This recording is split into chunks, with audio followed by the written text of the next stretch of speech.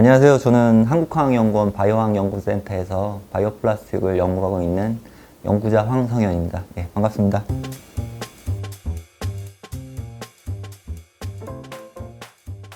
저희 센터는 사회문제 해결을 하기 위한 연구를 하고 있고요.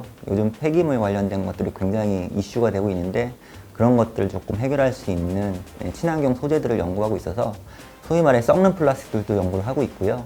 그 다음에 바이오매스 기반, 그러니까는 옥수수나 나무 이런 천연물질에서 추출하는 소재를 가지고서 친환경 소재를 만든다거나 또는 기능성 소재라고 해서 이렇게 외부에 스크래치가 났었을 때 스스로 복원되는 뭐 자가치유 소재 이런 기능성 소재 연구들도 이제 활발하게 진행하고 있습니다. 예. 한 5개의 테마를 가지고서 연구를 하고 있습니다. 각각의 해당 테마마다 박사님들이 존재하시는데요.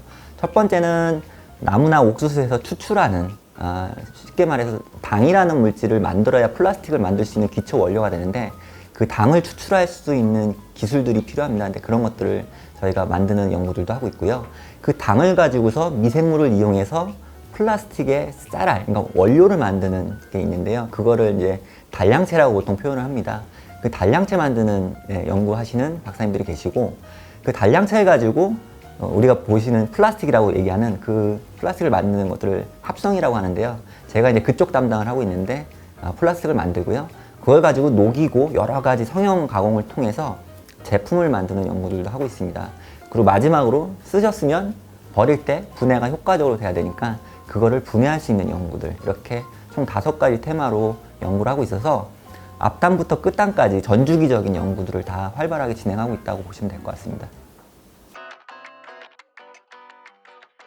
100% 분해되는 생분해성 바이오 플라스틱을 비닐봉투로 만들어서 한번 소개를 시켜드린 적이 있었었는데 생분해성 바이오 플라스틱이 예전에도 사실 개발된 지는 꽤 오래 전입니다. 근데 오히려 그때는 플라스틱이 질겨야지만 좋은 제품이었는데 이제는 버렸을 때 분해가 안 되는 게 가장 큰 문제점이 돼서 분해가 되는 걸 찾게 되는데 문제는 기존의 생분해성 플라스틱은 굉장히 물성이 약합니다. 그래서 유럽이나 이렇게 가보시면은 편의점 같은 데서 물건 많이 사시고 들으실 때 이렇게 잡지 못하고요. 그 밑에 줄에 보면 아래를 받쳐 두세요라고 써 있었습니다. 그래서 그게 뭐냐면은 굉장히 물성이 약해서 조금만 집어넣기만 해도 금방 쉽게 뜯어지는 문제점이 있습니다. 그래서 아무래도 생물성 플라스틱이 친환경이지만 기능성에 있어서 조금 문제가 있으면 안 된다 싶어서 저희가 만든 것들은 분해되는 속도는 기존의 제품하고 똑같은데요. 강도는 기존의 석유 플라스틱만큼 굉장히 강한 그런 것들을 만들어서 저희가 이제 그것들을 스케일업 테스트를 통해서 기업들한테 한번 확인을 해봤더니 굉장히 물성이 좋더라. 그래서 그거를 곧 상용화하는 단계까지 와 있고요. 아마 올해 안에는 대기업에서 제품을 생산할 걸로 예상하고 있습니다. 아까 보여드렸던 그것들이 대부분 다 이런 것들인데요.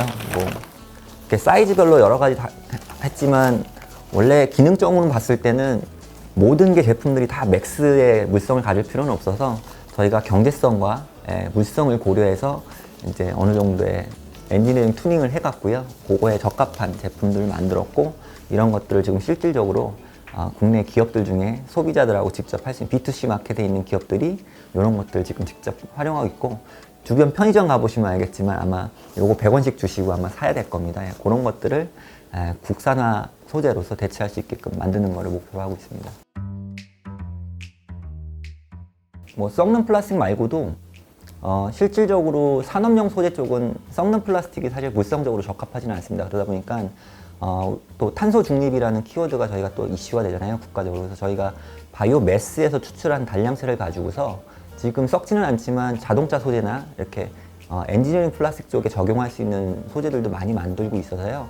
그런 것들을 실질적으로 산업용 소재로 적용을 시키려고 노력을 좀 많이 하고 있고 더 나아가서는 더 고강성의, 그러니까 쉽게 얘기해서 유리전이 온도라고, 그게 보통 플라스틱은 100도 미만으로 존재를 하는데 그거를 200도 이상으로 높일 수 있는 고내열성 플라스틱들도 바이오매스 소재를 이용해서 만들어서요. 그것들을 실질적으로 OLED 소재나 여러 가지 서브스트레이트를 쓸 수 있는 플라스틱을 만드는 연구들도 진행을 하고 있고요. 기능성 소재 중에 자가치유 소재라고, 요즘은 자동차나 아니면 냉장고나 가전제품들이 어떤 외력에서 스크래치가 나면은 흠집이 많이 생기면 그게 복원이 안 되면 평생 그거를 없앨 때까지 상처 난 상태로 쓰잖아요. 근데 그것들을 스스로 복원할 수 있는 그런 기능성 소재들이 있습니다. 그거를 보통 자가치유 소재라고 하는데요. 예, 그런 것들도 좀 연구를 진행을 하고 있습니다. 이게 아무래도 지금 탄소 중립 때문에 가장 민감하게 반응할 수 있는 업종이라고 하면요. 첫 번째는 철강이죠. 예. 두 번째는 시멘트. 세 번째가 화학이라고 보시면 되는데 말 그대로 이산화탄소를 가장 많이 배출하는 산업이라고 보시면 될 것 같고요. 그것들을 해결할 수 있는 그리고 앞으로는 모든 기업들이 ESG 경영이라는 거에 굉장히 준비를 많이 하고 있는데 ESG 중에 사실 실질적으로 제일 이슈가 되고 있는 게 E 필러라고 보통 얘기하는데 환경에 대한 중요성을 굉장히 인식을 많이 하고 있습니다. 그래서 화학 부분에서 ESG 경영을 하게 되면 가장 크게 타격을 받을 수 있는 산업들이 화학산업 중에서는 석유화학의 대표적인 석유화학 산업들이 타격을 받기 때문에 그런 것들을 CO2를 어떻게 하면 저감할 수 있을지에 대한 것들이 모든 기업의 관심사일 거고요. 아마 KCC도 그거에 굉장히 관심을 많이 갖고 있는 걸로 알고 있어서 그런 것들을 줄일 수 있는 아이템들의 개발들을 굉장히 조금 많이 활발하게 찾고 있는 실정입니다. 지금 기술적인 부분에 있어서 석유계 플라스틱은 거의 기술적으로 봤었을 때는 완성 단계에 도달했고요. 그것들이 지금 많이 사용하고 많이 만들어서 결국은 이제 문제가 됐는데 이제는 플라스틱세가 곧 도입이 될 수 있는 시대가 환경이 도래합니다. 그래서 플라스틱세가 나온다고 하면 더 이상 플라스틱을 생산자들도 만들기만 하고 소비자들도 쓰기만 하는 시대를 지냈다. 그러면 다시 말해서 순환경제 구조를 만들어서 사용하시는 분들부터 만드시는 분들까지 다 친환경 디자인을 해야 된다라고 보고요. 그 의미는 뭐냐면은 원료를 만드시는 분들도 원료를 판매할 때 반드시 회수할 수 있는 준비를 가지고서 그것들을 없앨 수 있는 방법까지 친환경적으로 없앨 수 있는 방법까지 고민을 해야 되고요. 쓰시는 소비자분들도 쓰시고 나서 이것들을 반드시 생산자들한테 돌려보낼 수 있는 시스템으로 가서 많이 아끼고 많이 절약하는 것도 중요하고요. 결국은 플라스틱을 자연계로 돌려보낼 수 있는 기술들을 뒷받침해 줄 수 있는 기술들이 나와야지만 앞으로 후세 때 이 플라스틱을 좀 활용적으로 원활하게 사용할 수 있지 않을까.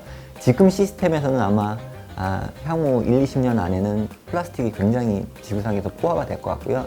뒤에 그림도 보여드렸지만 옛날에는 지층이 쌓이는 구조로 보는데요. 이제는 플라스틱이 쌓이는 구조로 바뀌는 시대가 도래하고 있다라는 게 지금의 현재 흐름입니다. 그래서 그런 것들을 없애기 위해서는 반드시 플라스틱을 올바르게 쓰고 돌려보낼 수 있는 그런 기술들을 마련해야 된다고 생각합니다. 지금 폐기물 중에 가장 큰 문제가 뭐냐면은 한 번 쓰고 버리는 일회용 플라스틱이 전체 폐기물량의 47%를 차지하고 있습니다. 그러니까 그런 것들만 절약을 해도 굉장히 효과적인데요. 그러면 일회용 플라스틱들이 주로 어디에 쓰느냐? 사실 포장 용기가 굉장히 많죠. 근데 현실적으로 포장 용기 중에서는 수분이나 이런 것들이 들어가지 말라고 알루미늄 코팅하는 것들이 대부분입니다. 라면 봉지나 과자 봉지 이런 것들이 있는데 사실 그런 것들이 대부분 다 쓰시고 버리시면은 고형 연료로 많이 쓰지 재활용은 거의 안 되는 추세라서 그런 것들을 실질적으로 그 알루미늄 코팅 없이 가스도 차단하고 투명하면서 쓰시고 매립지에 묻었을 때 분해될 수 있는 그런 친환경 포장 필름, 코팅 필름 같은 것들의 연구들이 굉장히 활발하게 진행이 되고 있고요.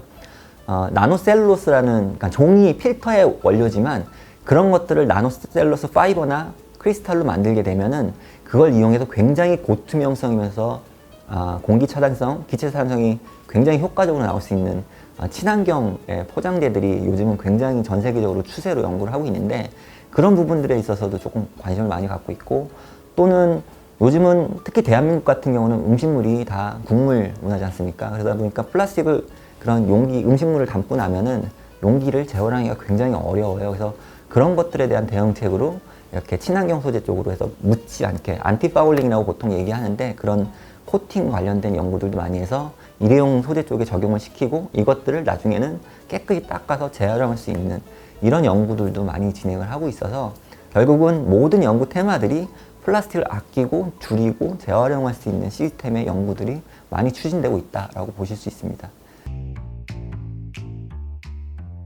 앞서 말씀드린 대로 ESG 경영이 굉장히 관심을 많이 가지실 거고요. 예전에는 돈을 많이 버는 기업이 최고라고 했던 시대도 있었습니다. 근데 이제는 국민 일출도 굉장히 높아졌고요. 전 세계적으로 돈만 버는 기업들은 인정을 못 받는 시대가 올 거고요. 반드시 ESG 필러에 충족시킬 수 있는 것들을 기업들이 찾으셔야 되는데요. KCC도 화학기업으로서 당연히 동참하실 거라고 생각을 하고요. 조금 더 적극적으로 환경적인 부분에 대해서 앞서서 먼저 해결할 수 있는 제도적인 부분이나 뭐 소재 관련된 개발이나 이런 것들을 앞서서 할 수 있다면 다른 기업과 마찬가지로 조금 더 기업들이 인정받을 수 있는 기업으로 나갈 수 있을 것 같고요. 의무이자 책임인 것 같습니다. 예. 그리고 뭐 소비자들한테는 그것들이 앞으로는 기업들을 좋은 기업, 나쁜 기업 선정할 때는 그런 부분들이 굉장히 좀 고려를 많이 해야 되지 않을까 싶어서요.